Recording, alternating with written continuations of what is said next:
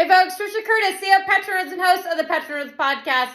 This is the week after the election. So last week we had the midterm election. We didn't have results. Now we do. The Congress is split. Basically, House of Representatives is Republican. Senate is Democrat. Implications of energy are pretty significant. I think the economic data points that came out this week, though, are really telling. And I just did an introduction to the latest podcast, which is going to drop. So I talked about this in detail. But we had a lot of bad economic data points that I'm not quite sure the market is focused on. The stock market are really talking about, teasing out. You're not hearing in massive news or media in terms of, we had Walmart and Target earnings, which were Walmart was good. That's not good in terms of healthy economy because it means higher income people and inflation is really impacting the consumer. So Walmart has a big chunk of the grocery market, so people are shopping there.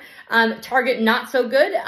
We saw theft being a huge problem for Target. We saw inflation obviously being a big problem, and higher income shoppers typically shopping at Target is impacting discretionary income. And we're seeing a slug of layoffs across the tech sector. Amazon laying off 10,000 people. We're talking Amazon, Meta, Facebook, Alphabet, Google, Apple, you name, all these companies are laying folks off, and these are high income corporate jobs. So I do believe that is going to trickle down into the economy and is going to impact housing, because I believe a lot of these people bought homes and have pretty high mortgages. Now, that being said, we did see data coming out of the New York Fed, which was also very negative, and that is higher massive credit card debt. So people are they're buying things on their credit cards, and we are seeing the increase in debt from a single quarter was nearly $0.4 trillion in U.S. household debt. So we're seeing $16.5 trillion for U.S. household debt. That is massive. And a lot of that is from credit card debt. And remember that we haven't had to pay off mortgage debt, or we haven't had to pay off student loan debt